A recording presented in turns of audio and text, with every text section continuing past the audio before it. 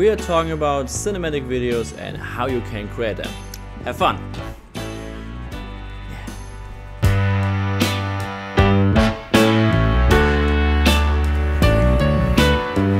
Hello to the new video.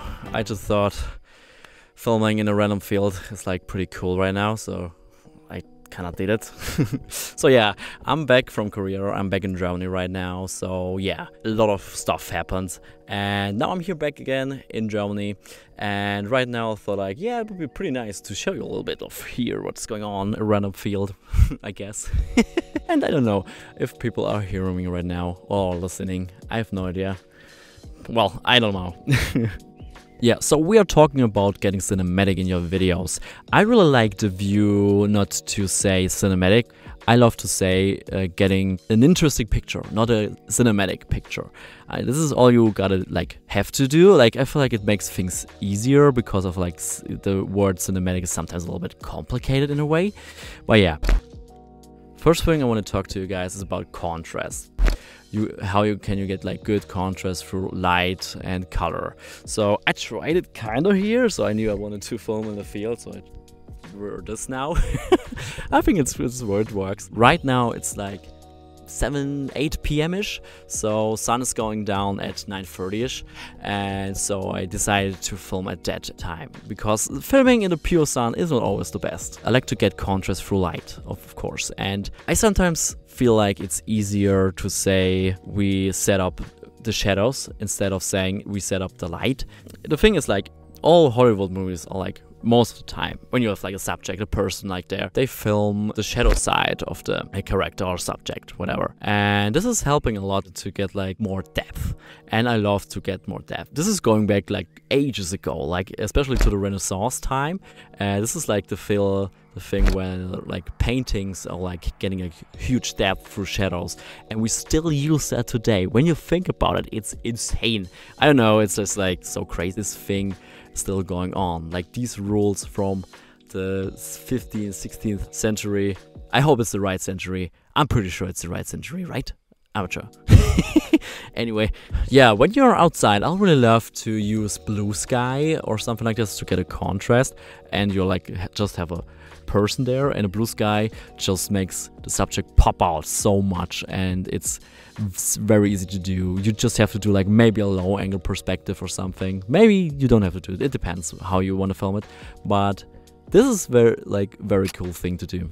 So another topic is composition. Right now I'm like here in the middle of a field. You don't see that much going on. There's just a little bit trees down here, and I just wanted to stick out a little bit.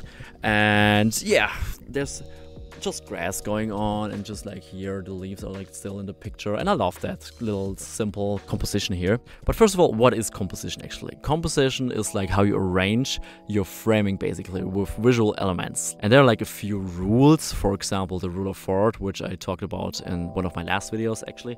I feel like there's a lot of creative freedom everywhere, but don't get too crazy with items or something, because people will notice if you like put too much effort into your composition. Sometimes it's just like, maybe like just having a detail in the background, but don't put too much foreground. Just play with it a little bit, and you will get a feeling. It actually helps to create lines in a way. Combining that with the rule of third, it can be like pretty cool. You don't have to have the most crazy composition ever. Like, of course, if you like see like a very nice frame, go for it, of course, but sometimes you don't need to necessarily do it. It's just less stressful and more fun to just keep it simple sometimes. Oh, I hear random noises.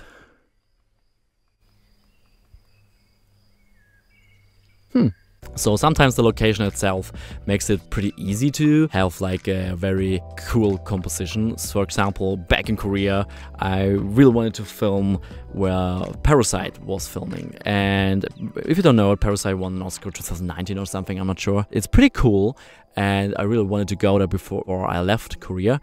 And I really loved that, and it was pretty wild, not gonna lie. I had to put my camera somewhere like where there was a very far distance, and I had to run a lot.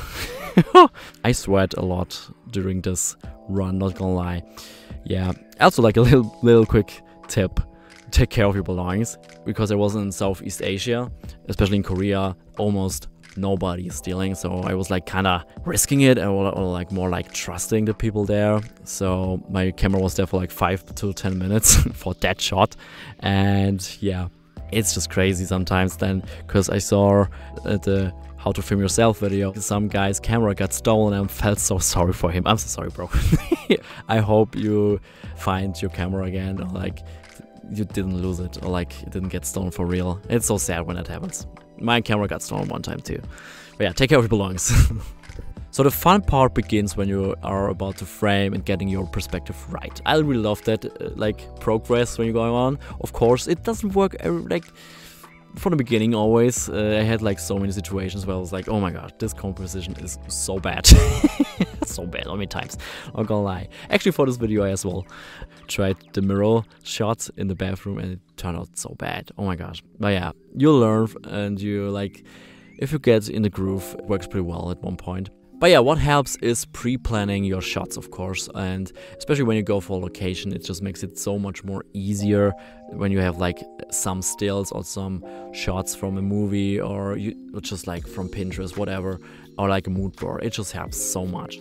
Also, what can help you to get like a very cool composition are aspect ratios. Yeah. That was a smooth transition, I'm not gonna lie. So yeah, aspect ratios first seem like a more boring topic, but actually, hear me out, take care. There's like so many things you can do to improve your videos. Alright, there are different aspect ratios. There's 69, there's 4:3, there's CinemaScope, and yeah, there's still more aspect ratios, of course, but this is like the 3 I want to talk about first. 69 is like the most basic thing. It's just, you know, everyone got it, or like everything got it. Your television, your computer screen, probably. I mean, there's so many screens right now. I don't know. Something like that just makes it, it's just like the most basic thing. You can't anything do wrong with that. So the other thing is like when you have the CinemaScope. So you see the black bar up there and down here. It just makes your videos a little bit more epic. A lot of Hollywood movies are doing it. Yeah, it just gives the whole thing more depth in a way and makes it just more epic. Yeah, my favorite one right now is 4:3. You saw it like a few times already, like especially vintage is so much a thing right now, like for like a few years already. Like you see always these analog overlays from the 8 or 60 millimeters in the videos, and in mine too, not gonna lie. And it's just a vibe right now. I feel like people really like this, me especially too, because it just gives a lot of nostalgic feeling. Well, basically it's kind of a square, but yeah, it just makes it more symmetrical, I think, sometimes, and just makes it more challenging as well to get like cool compositions, but in a cool way. Grand Budapest Hotel actually did it as well in their movies, because when there was like the past, they filmed it in 4:3.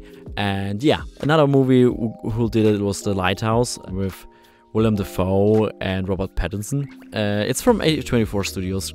Good studio, check them out. And I need to read that because I wasn't sure how to remember that. The director Eggers says it's also better shaped for photographing vertical objects like a lighthouse tower, and it's better for conveying cramped interiors and claustrophobia. They want you to feel like not good in a way, but like as a stylistic thing. You see, there's a lot of creative freedom with aspect ratios as well. And what I really like to add here is because it's like a vintage kind of feeling, I really like to add grain. And yeah, it's pretty cool. Grain makes it just more like more nostalgia again, more old school. Go for the grain, and it just makes your video more popping out, and it just gives like a cool vibe. Yeah, alright. Oh my god, I talked so much right now. Okay, it's getting darker and darker here, and I'm kind of scared of these noises, and I have no idea if people are listening to me. Anyway, alright, I hope you enjoyed this video. It's like a little bit different, and yeah, I hope you liked it, and I appreciate your support very much. And yeah, I'll see you in the next video. Goodbye.